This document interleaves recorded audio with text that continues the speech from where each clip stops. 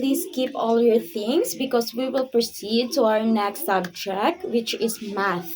Ang math na matasubong. Keep na? In the count of 5. 1, 2, 3, 4, 5. Alright? Now, before we will proceed to our discussion, let me present to you our objective in this morning. So, everybody read.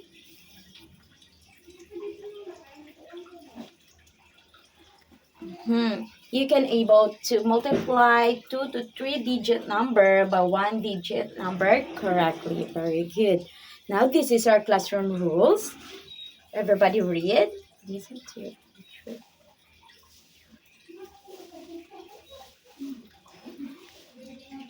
Okay, listen to your teacher. Raise your right hand if you want to answer and respect each other. Now, for the review, what was our topic last time or yesterday? Yes, it's all about addition. So how can we add the number?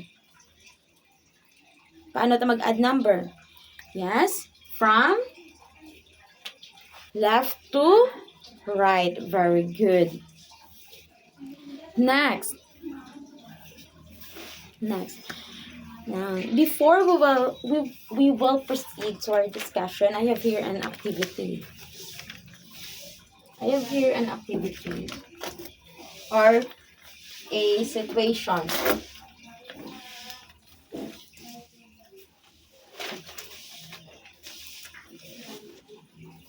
I have a situation.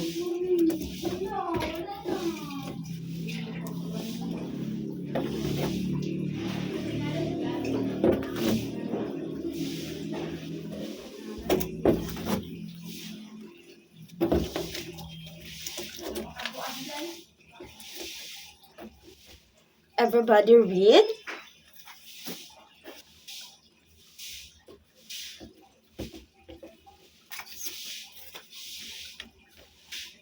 Alright.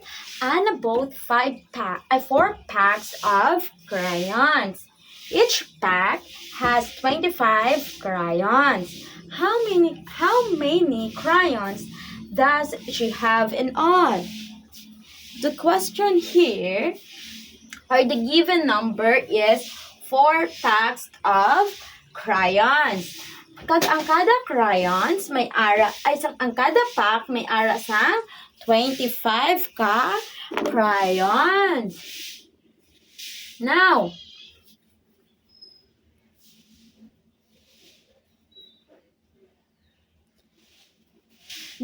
pilhatanan, ang pamangkot di is, how many crayons does she have in all? Pila ko no kabilog ang crayons tanan ni Ana? You have pila? Ano ang imuunta sa 4 kag 25? So, ang situation is, may ara ko no nga 4 packs na crayons si Ana. Kag ang crayons, ang kada pack is may ara sang 25 ka crayons. Ano ang imuunta? Ano ang operation nga gamiton ta? Very good. We will use multiplication. So, paano bala mag-multiply? Kabalo ang tanan mag-multiply? Kabalo hindi. Kabalo. So, paano bala mag-multiply?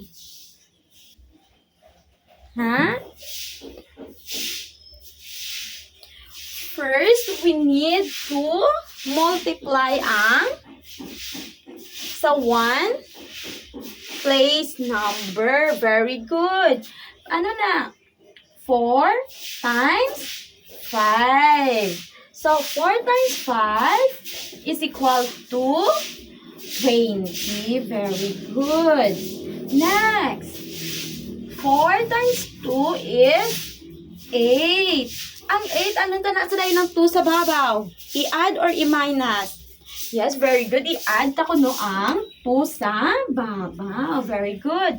4 times 2 is equal to 8 plus 2 is 10. Very good. So, may ara tanan pila. Pila ka crayons? May ara ka 100 ka crayon. Si Ana nga nabakal. Very good. Now,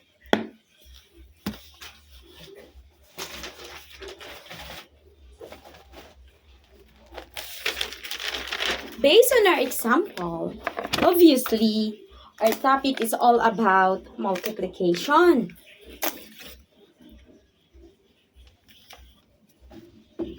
Right? So, the multiplication, how we are going to multiply the number that have a 2 to 3 digit numbers by 1 digit numbers. O, paano ko no? Like kagina, paano na to? Gin-multiply ang 1 digit number. Ano ba lang mga 1 digit number dito kagina? Like, example, pila to siya? 25. I-times naton sa 4. Now, diin pala dire ang 1 digit number. Ini ang ari sa wala ang pinakapunta sa wala ang 5. Ang sa dalom ni kuno nga 4, i-times naton sa babaw. 4 times 5 is equal to 20. Anong imuon sa 20? I-write daw ang 0. So, we're going to write here the 0 and regroup the 2. Ibutang ta sa babaw ang 2. After that, pagkatapos na, multiply the tens digit number. So, diyan naman bala ang tens. Obviously, here, ang 2. Ang 2 naman ang tens. So, now, i-multiply down natin ang 4 sa 2. So, 4 times 2 is equal to, again, 8. Then, add the regroup 2 equals to 10. 4 times 2 is 8 plus sang 2 is 10. This is how we are going to multiply the 2-digit numbers from 1-digit number. Next, I have here an example. So, 3, dito i-multiply ang 3. Dere sa bahabaw nga 3. Then 3 times 3 is 9. Very good. Next, 4 times 3 or 3 times 4 equals to 12. Anong imuon ta sa 2? Very good. Ibutang sa dalom kag ang 1 din ibutang diri sa babaw sang 2. Very good. Next, we have 3 times 2. 6. Very good. Anong imuon ta sa 1?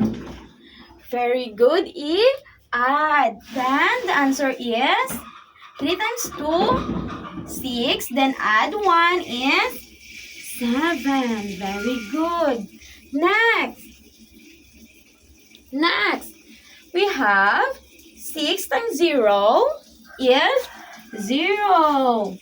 Next, 6 times 5 is equal to 30. Anong imuon ta sa 3? Very good. Ibutang sa babaw sang 1. Next, 6 times 1.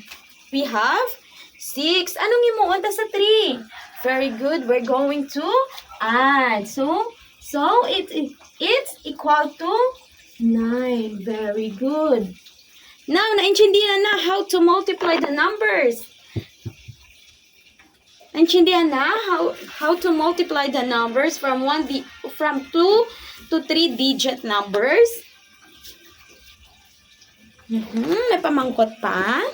Now, paano ito galing mag-multiply liwat? We're going to to multiply the ones digit, then the tens, and the regroup numbers we're going to add. Very good.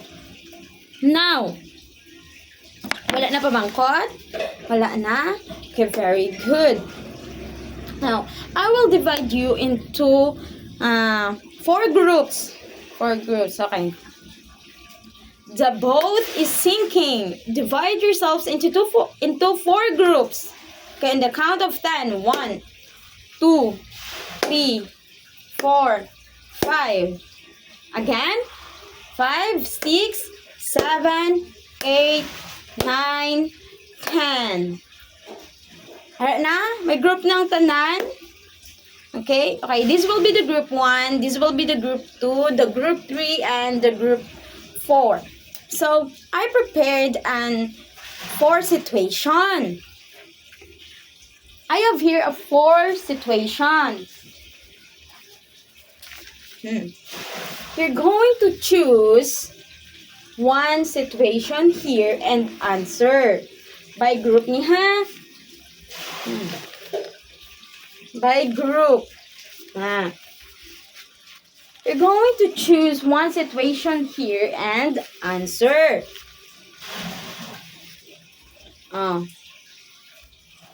First, what are those rules when we're having a activity? First, choose a leader, secretary, and the reporter. Second one is cooperate with the group. Another one, listen. Yes. Amo na siya. So first, choose a leader. Yes. Leader, choose a situation or a card. Here are the card. Choose one.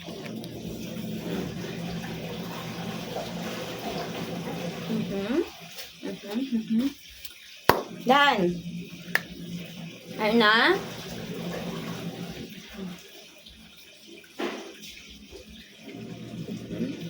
Everybody settle down. Pungko ng tanan. And I will give you 10 minutes to answer your activity. After the 10 minutes, you will present, the reporter will going to present the group of the work of your group. Okay? Now, the timer starts now.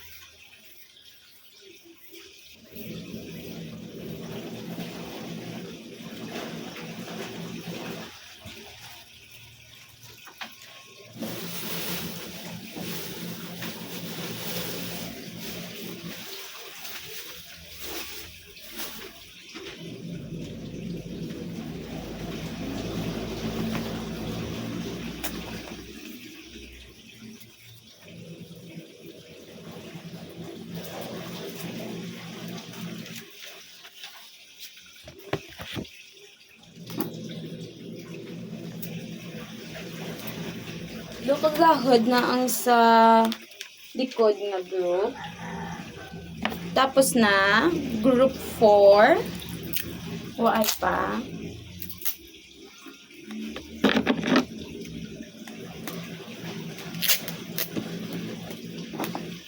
Make sure nga ang ginagahod nyo is all about our activity.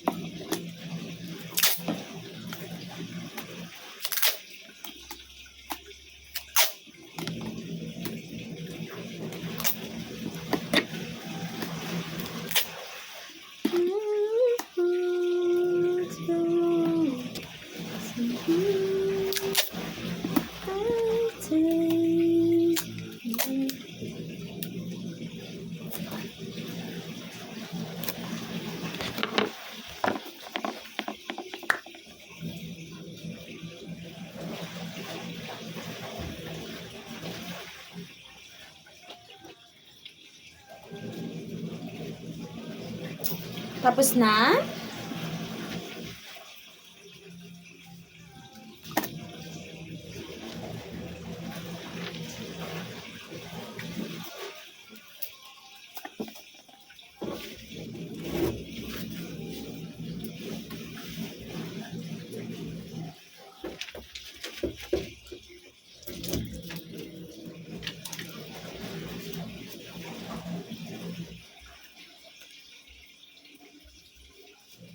Group 1, tapos na. Group 2. Okay na. Reporter of Group 1, prepare. Group 2, tapos na. Yes. Group 3, prepare man. Group 2, reporter of Group 2, prepare. Group 3, tapos na. Wala pa. Let's wait for Group 3. Group 4, why pa man? As well as a Group 4, prepare. Each group prepares a reporter.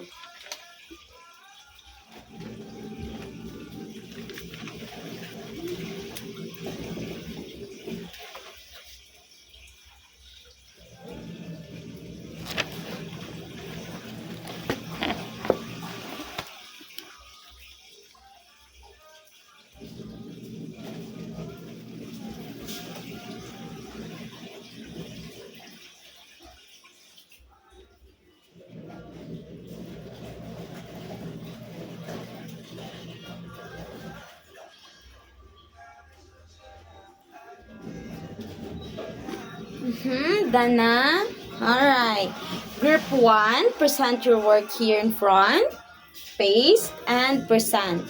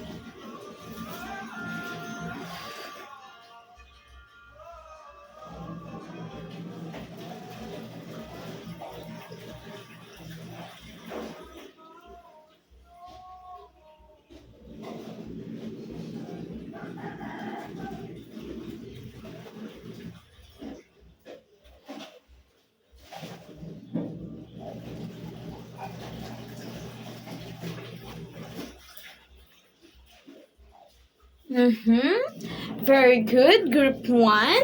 Now, let's check if the work of Group 1 is correct. The problem of Group 1 or the situation of Group 1 is a box of pencils contains of 36 pencils. If there are 4 boxes, how many pencils are there in all? The box of pencils contains of 36 pencils. For the Group 1, 36 pencils. And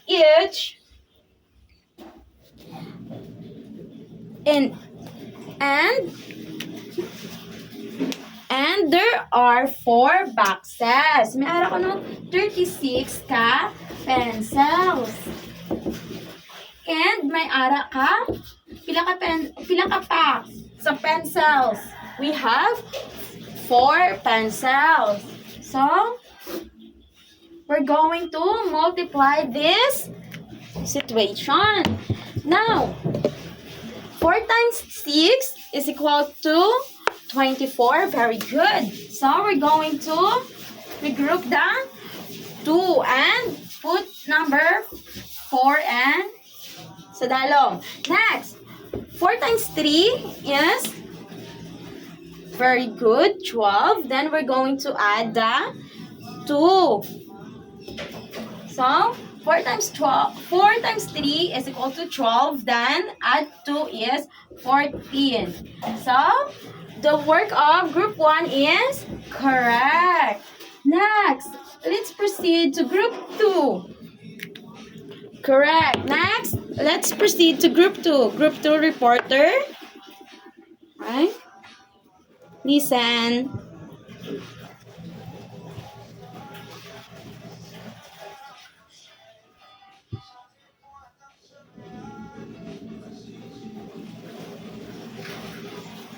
Thank you very much, Group 2. So, the situation of Group 2 is a farmer picks 122 mangoes a day. If he picks mangoes for 3 days, how many mangoes does she pick? Okay, ang farmer ko makakuha sang 128. Okay, 128 ka mangga every day. Every day niya mangoes. Every day. If may ara siya, kung sige-sigihon niya, pangkuha sa mangga in 3 days, pila kuno tanan ka mango ang iya makuha sa 3 ka adlaw. We have to multiply the 128 to 3. Now, 3 times 8 is equal to 24. Very good. We're going to regroup the 2, then put 4 sa dalog. Next, 2 times 3, 6. Then add the regroup 1, the 2. So, 3 times 2, 6 plus 2 is 8. Then 3 times 1 is 3. How many mango ang makuha niya? For 3 days, we have 384. So, the group of group 2 is correct. Next, for the third group. Reporter of third group.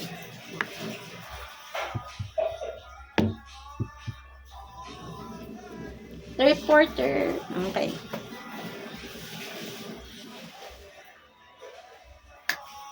Thank you very much, Group 3. So the situation of Group 3 is a librarian arranges 214 books on each shelf. She arranges books on the 2 shelves. Okay, we have 214 books. Then we're going to multiply the 2 shelves. So 2 times 4 is equal to 8. Very good. 2 times 1 is 2. 2 times 2 is 4. Very good. So that the work of group 3 is correct. Next, let's proceed to the last group. Group 4, present your work.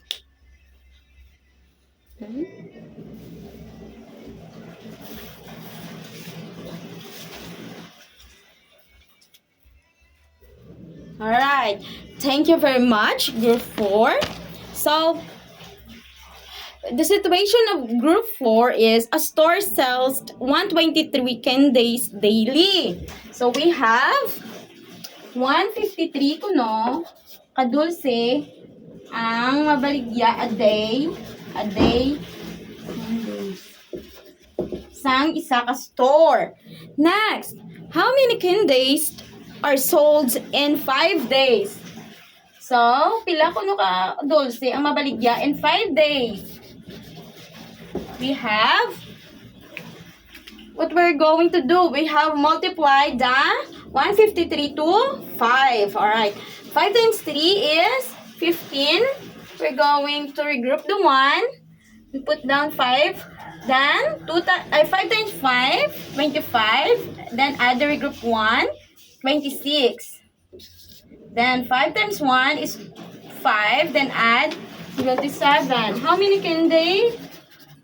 We have 765. So the work of group 4 is correct. And now, because nang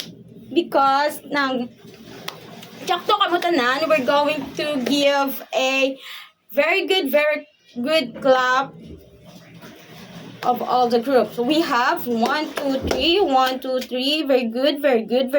All right. Again. 1, 2, 3. 1, 2, 3. Very good. So, may ara pa pamangkot. Clarification. Wala na. Okay, kindly get your paper. Get one whole. kindly get one whole as well as ball pen. Get your ball pens. Ito na. Alright. Papers up. Ball pens up.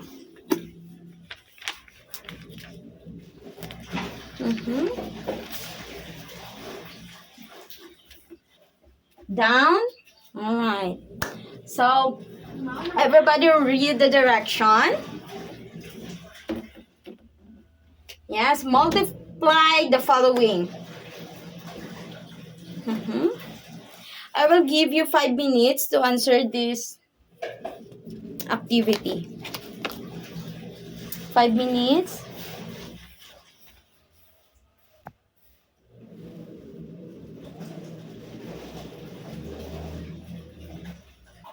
I give you 5 minutes.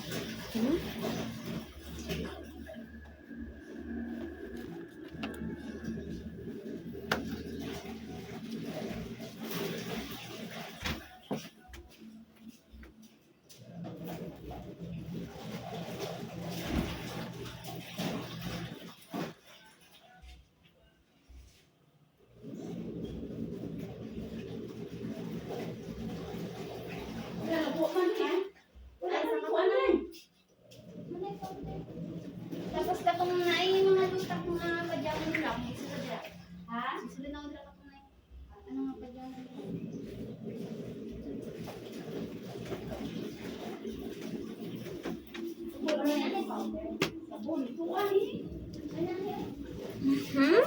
Tapos na? Sinong nakatapos na? Raise your right hand, please, if you are done. Tapos na? Sa likod. Okay. Wait ang gasulat pa.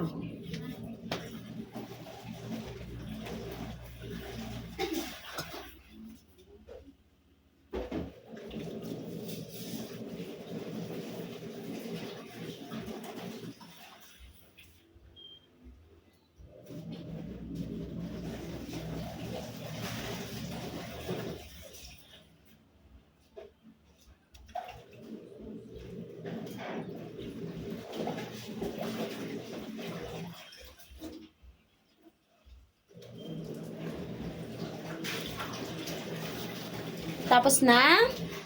Okay, papers up. Papers up. Down. Exchange your paper. Exchange. Who can answer number 1? Who can answer situation number 1? Yes, Kim. Number 2, Gerald. Number 3, yes. Number 4. And number 5. Alright.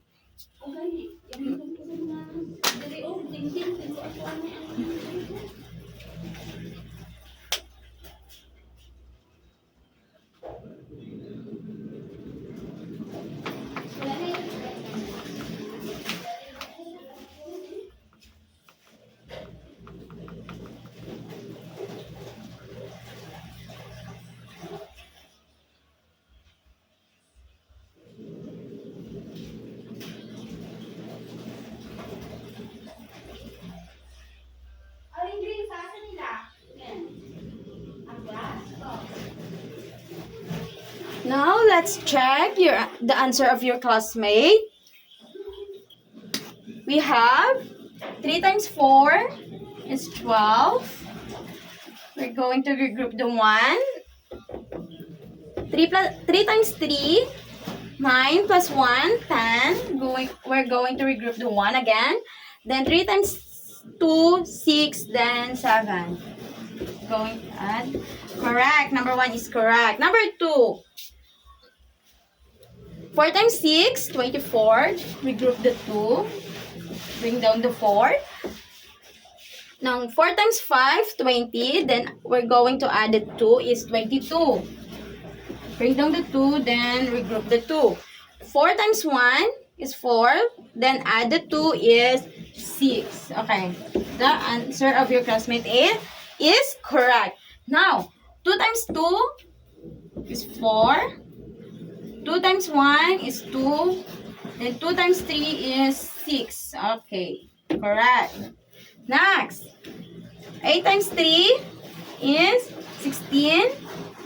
Going to regroup the 1. 3 times 7 is 21. Going to add the 1 is 22. Group the 2 and bring down the 2. Then 3 times 4 is 12. They're going to add 2 is 3 times 2, 4. 3 times 4 is 12. Then add the 2 is 14. 1,426 is correct. Next, 5 times 5 is 25. Then regroup the 2 and bring down the 5. Then 5 times 2 is equal to 10. Then add the 2 is 12. 5 times 1 is 5. Then add 1, 6. Very good. Now, count of the correct answer. Who got 5? Very good. 4. Very good. 3. Good. 2 and 1. Very good. Kindly pass all your papers in the front. There is any questions? Kamangkot? About sa topic subong? Wala na? Clarification? Wala na? Okay. Kindly get your assignment notebook. Kindly get your assignment notebook.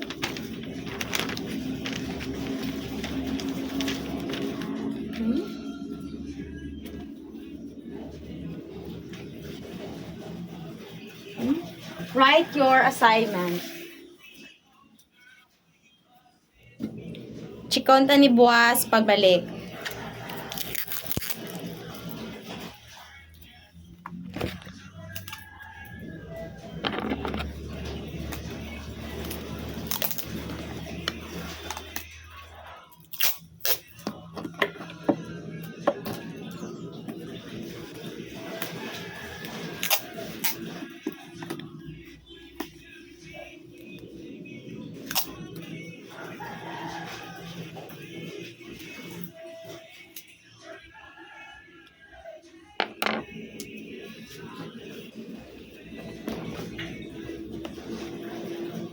Tapos na copy?